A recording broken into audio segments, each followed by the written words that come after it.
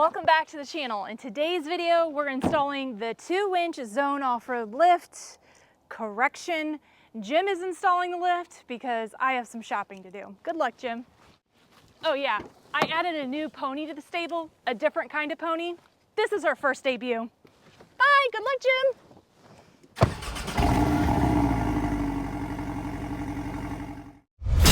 Buckle up, Buttercup! What is going on, guys? Jim from Buckle Up Offroad, and as you can tell, we are doing something very different today, as Krista has tasked me with installing our Zone Off-Road 2-inch lift kit on the giveaway Bronco. More importantly, I've been tasked with doing this lift in our garage without the use of a lift. And we're gonna try to stick at least as much as we can with basic hand tools or tools you should be able to find around your garage. Before we get started, let's take a look at the lift and discuss a little bit further about what I mean by basic hand tools. There you have it, our Zone Off-Road 2-inch lift for our base model suspension Bronco. Now this is pretty much everything you are going to find in the box, and that includes a very in-depth instruction manual that is going to help us out today, as well as a full bag of hardware and our 4 lift pucks. Now let's go a little bit more in depth what I mean by mostly standard hand tools. On the front page of our installation, we have this very big attention and warning saying that we are most likely going to have to adjust the stud length on our top hats for at least 2, but most likely all 4 of our struts. Because we have to make a modification like that, I will be using my pneumatic cutter. The other tool I'm going to need for this installation that you may or may not have is a spring compressor, because on the front of our struts, we're going to have to rotate the top hat 180 degrees, and that may be very difficult if you don't have a spring compressor. Since we're going to have to get the air compressor out to use the cutter, I might as well just use the air compressor for things like an impact gun, which is just going to help us get the wheels and tires off in a more timely manner instead of doing things by hand that way. With all of that being said, we're going to go ahead and start on the rear of the vehicle because we're going to be doing both of the rear struts at the same time. So I think we're going to get the most amount of work done in the least amount of time by starting on the rear. So let's get going.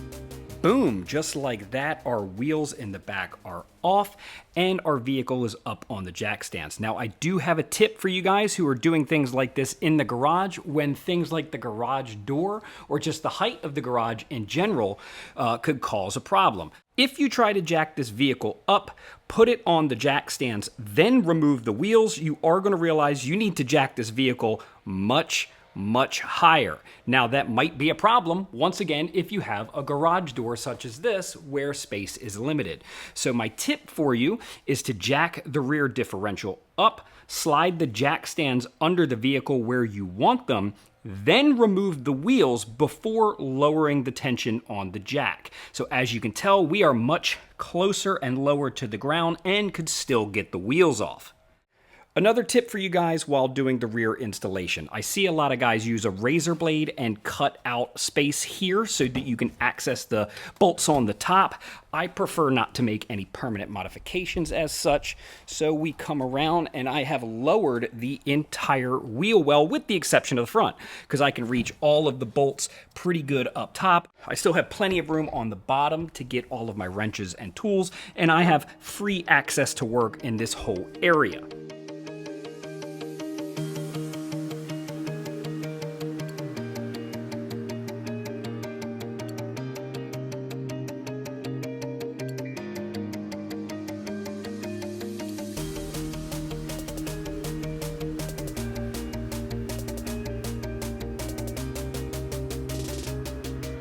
Nice, we got both of our rear struts out and one on the table. I will tell you in the instructions, it does tell you that you need to remove the centering dowel in order to get the top hat onto the strut, and where that is correct, I will tell you on the driver's side, removing this dowel while the strut is still in the vehicle is going to help you gain access to the back nut.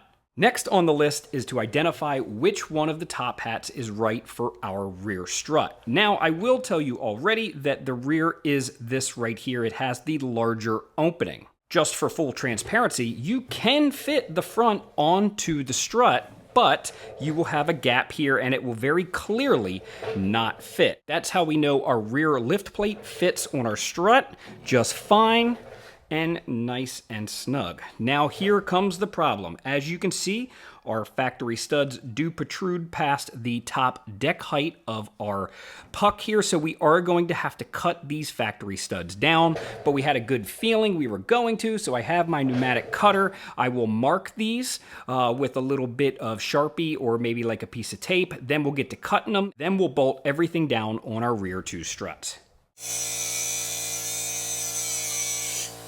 A few moments later.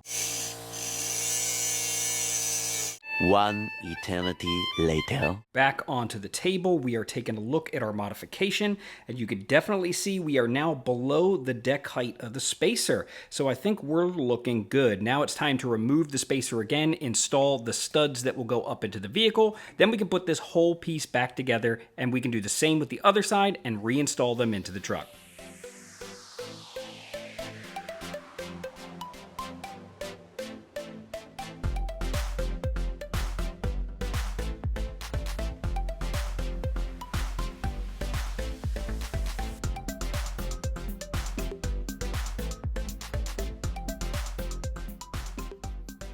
Just like that, we are done with one half of our lift install. Nothing really to write home about in the rear. Everything went exactly the way we thought it was going to. We did kind of know going into this that we were going to have to cut the tops off of those studs. Luckily, we were prepared. Now with all four wheels back on the ground, we are going to start working on the front. The difference is we are going to be working on these fronts one corner at a time and not lifting both of them off the ground. Because we plan to attack the front one at a time, we are first going to need to disconnect the hardware for the front stay bar. So when we jack one wheel up, we're not worried about the torsion from trying to twist the other wheel. Once we have that hardware loose, we can start on our driver's side to remove the factory strut. We have got the front wheel off and we are back onto our jack stand. So next we have to get this strut out, and we're going to approach that one of a few ways. We're obviously going to have to take the upper control nut loose. We're also going to take our tie rod nut and our axle nut loose. There is a couple different ways to get these struts out. Now, this being a base model vehicle, I think I'm going to be able to get the strut out pretty easy, but once I put the additional top on it, it might be a struggle to get back in. So we may have to remove these bottom studs, or I might be able to use one of my big pry bars and pry down enough to get it all back in. Unfortunately, we're going to have to wait and see which way we're going to go.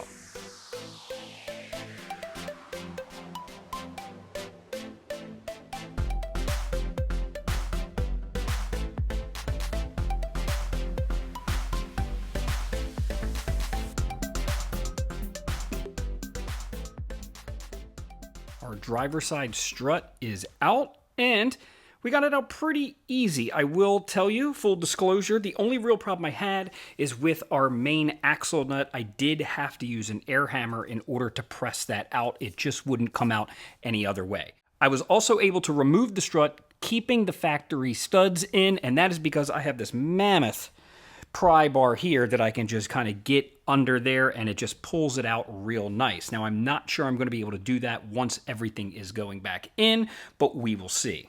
Coming over to our makeshift workbench, here is the strut. As you can see, the studs are still in. I've also marked with an F for the front of the strut because that is going to matter when we go back in. Just like the rear, we are going to put our spacer on, and there is still some overhang, so we are going to have to cut down the studs just like the rear. But before attaching these fronts, there is something to note. The spacer itself has a angle to it, as you can see right there, and that angle needs to face in towards the center of the vehicle. So once we cut the studs, instead of just throwing this and bolting it on top, I'm going to have to use our spring compressor, rotate this top hat 180, and then make sure the front of our strut is lined up with the curvature of the top hat. Let's get going.